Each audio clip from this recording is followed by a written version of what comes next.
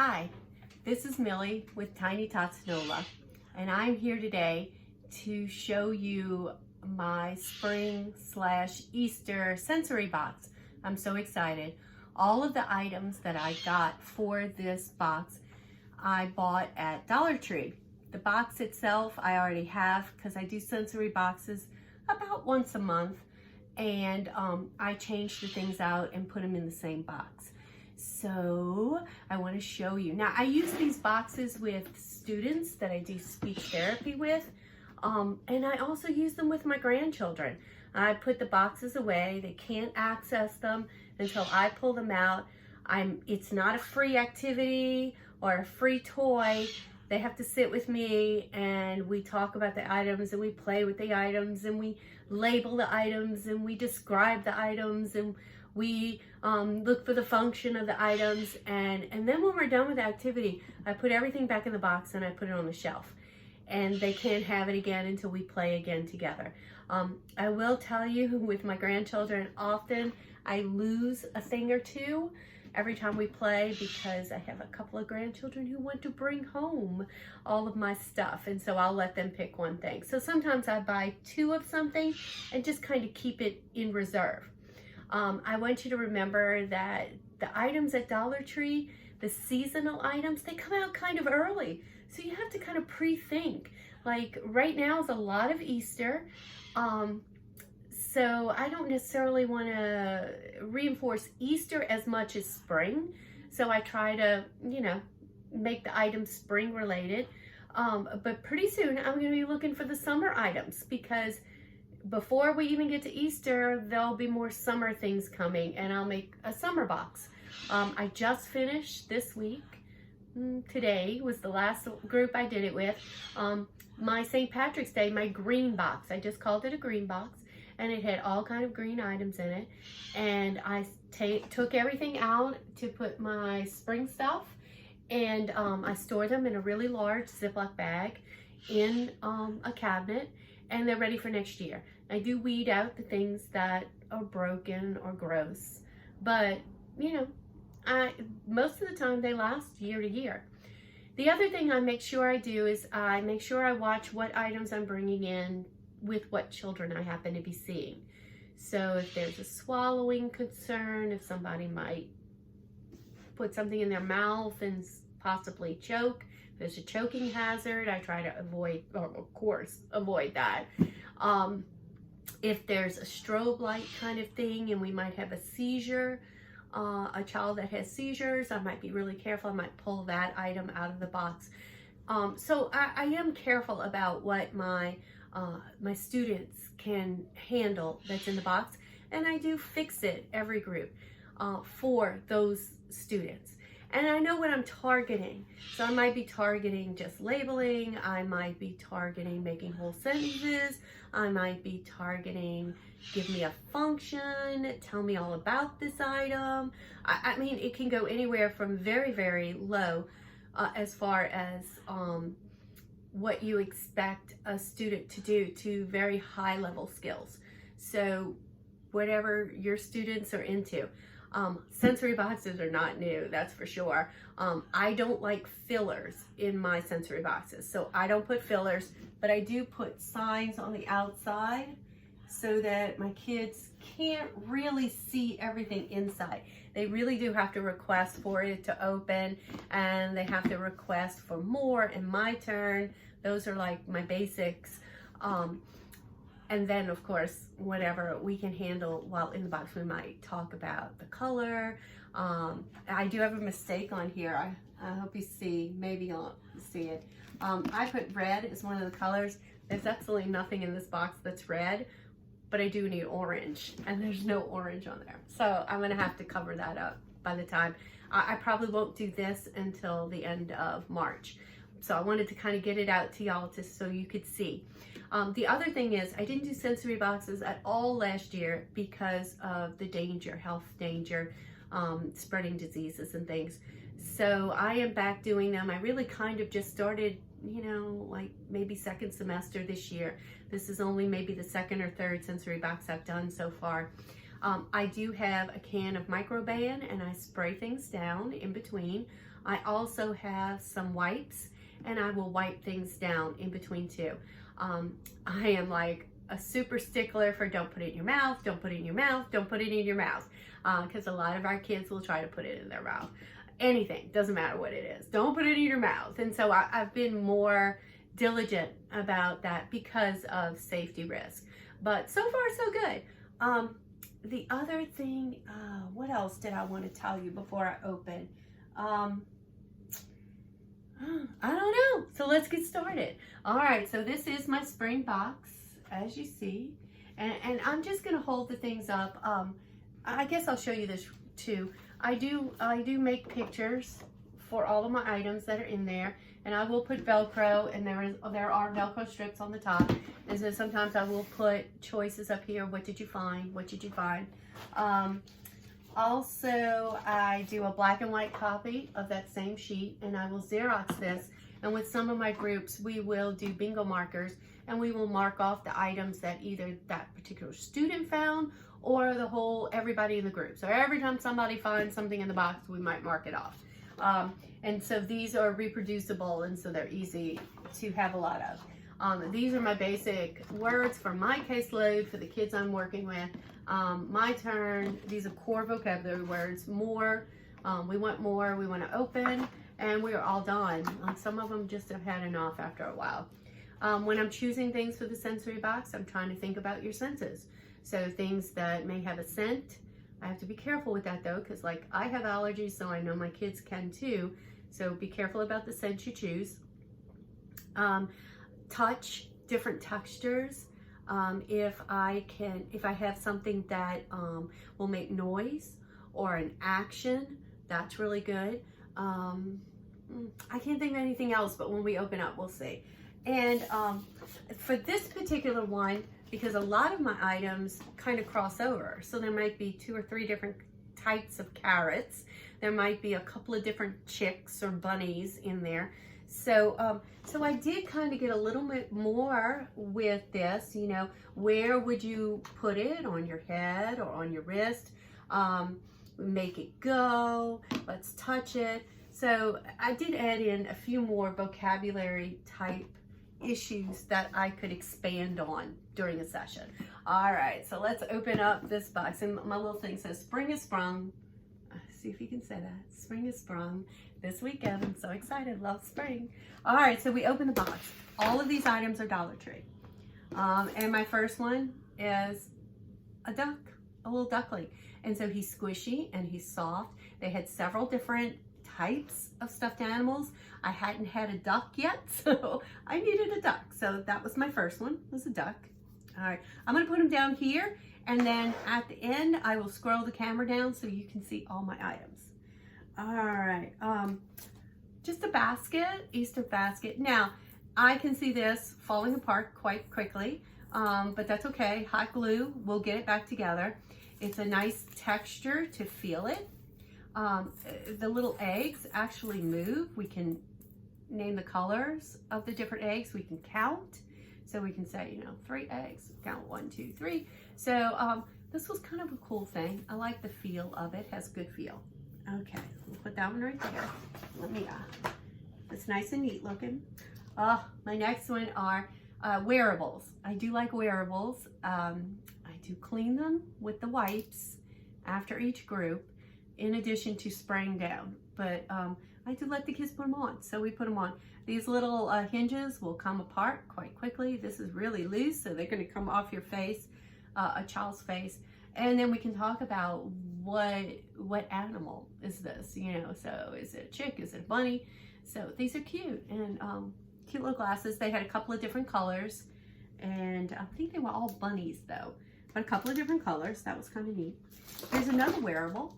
It's some ears, some Easter ears. Oh, don't I look good? All right. So they had a bunch of different selections on this. They had sequined ones. They had different colors. They had, other than the sequins, some other textures. They had the ones on the springs that do that. So there was a lot to choose from. I don't know why I picked this one, but I liked it. So I picked that one. Maybe because it was white. I don't have white on my color board, but you know, we didn't have anything else. Oh, I do have something else white in there. All right, so there's our wearables.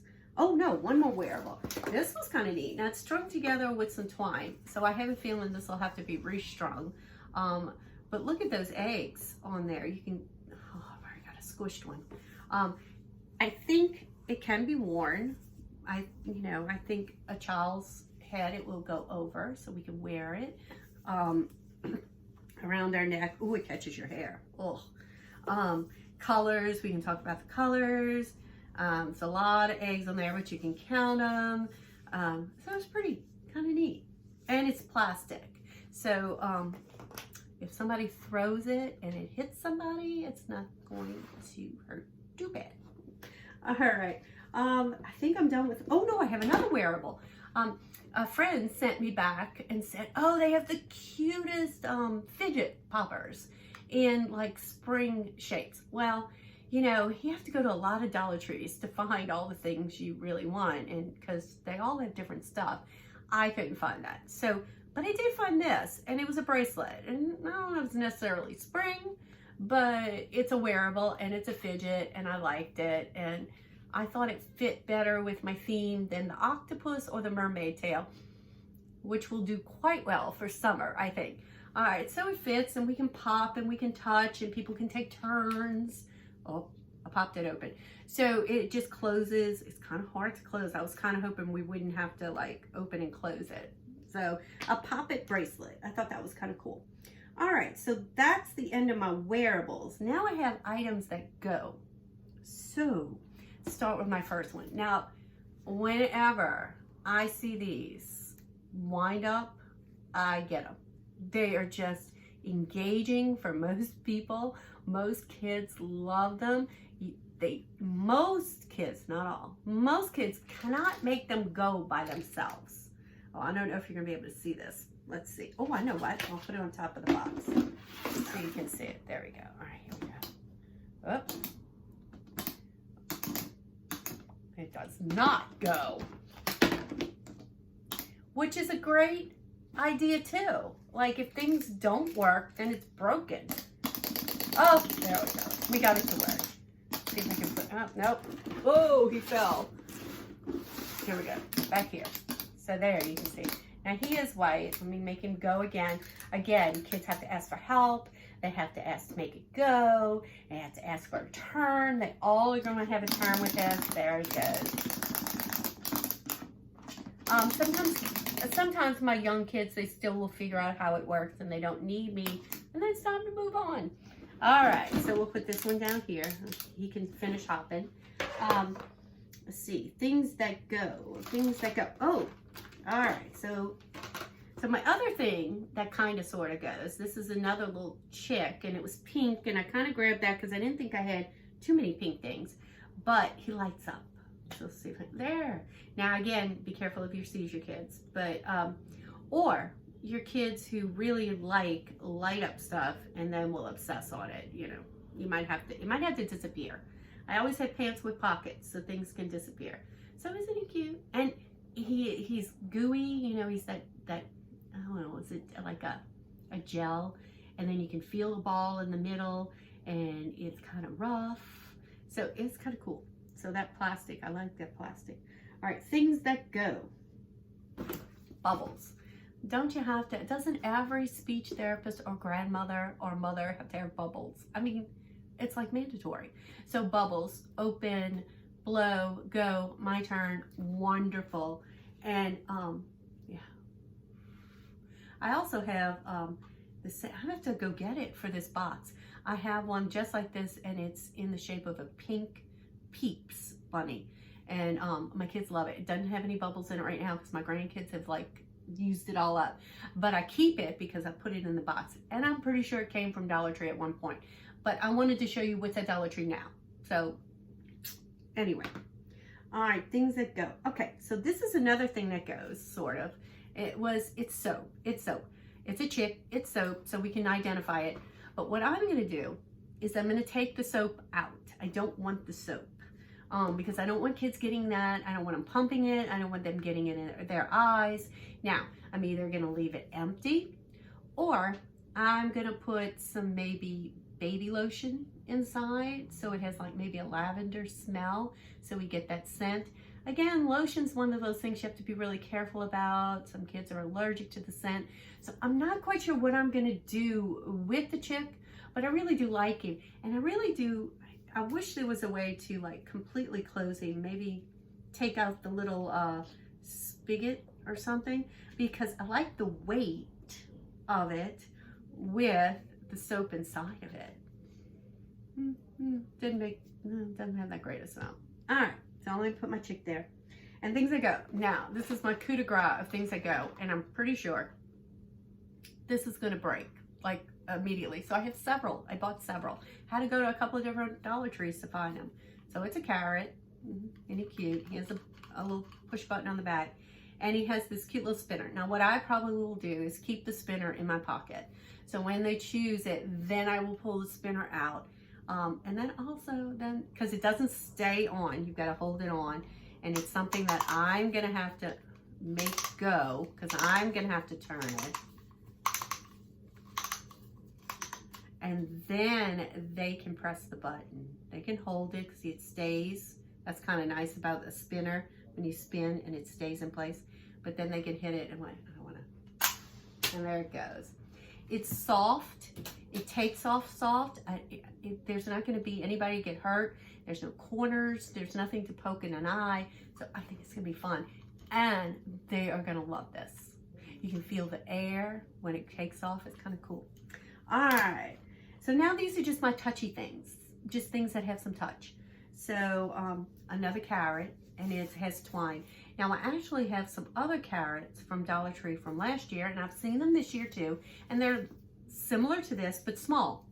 This had a long pick on the end that I broke off and sanded a little bit with like a nail file so that it's soft. But it was a nice size in your hand, and you get some texture to it. I love it. I think it's great. And I can also put the small one in here too, and we can talk about big and little. So, you know, there's that possibility too. Okay, so this, again, one of those things I think is going to fall apart after a couple of sessions, but that's okay. It's an Easter ornament, like an egg ornament, but it has these beads on there, and I think I could like just add some more beads with hot glue. I might even do some Mod Podge or something over this to keep the beads. But I thought it was so pretty. It's shiny, it's glittery, it has these beads that you can feel. So far I keep feeling them and nothing's falling off, but I don't think it's gonna last too long. But yeah, an egg. So, okay, my second to last thing. It's a sponge. Now, I don't know, why is this spring? I have no idea. It was out with the spring stuff, so I took it. But isn't it cute? It's a lollipop, so we can do function, you know, pretend. It's squishy. Doesn't have a smell or anything to it. Got a nice handle, a nice base, so it's good for these little hands. So I liked it. Again, if this comes apart, it's hot gluable. I can glue it back together. So really nice. All right, so that's there. Let's see, my chick fell over. I'm trying to spread things out so you can see them when I pan down. All right, so now this I haven't taken out of the package. This is called a Squishy Pals. It was up at the register, so it wasn't with the Easter or spring stuff. And it says gummy feel, and it's a chick. So I thought, well, I can use it, but I'm just thinking that is, I don't want to open it yet, because once we start touching it, it's going to be gross. So, you know, it's going to get nasty quick. You know, it's not something I'm going to keep. Maybe I might put it in a sandwich bag so that we're still squishing, but we're not like actually touching. It's going to kind of cut out some of the touch, but that's what I might do to make it last just through the season. I want it to last through the season. So that's it. My box is empty. This is all my stuff. So this is, I think it was 12 items. 1, 2, 3, 4, 5, 6, 7, 8, 9, 10, 11, 12, 13, 14, 15. 15 items. So you've got 15 turns. Depends on your groups or your grandkids. I have 6, but not all of them can do this.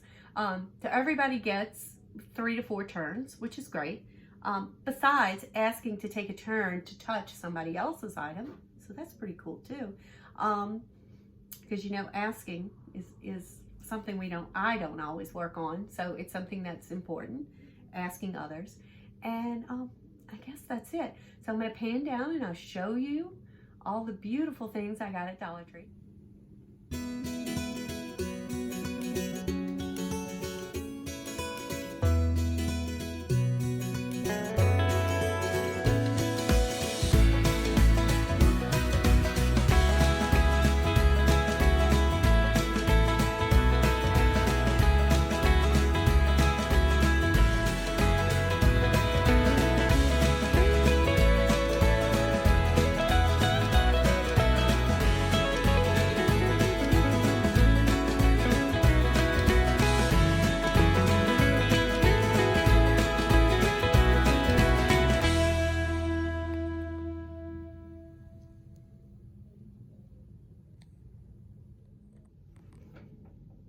There you go. That's the whole lot.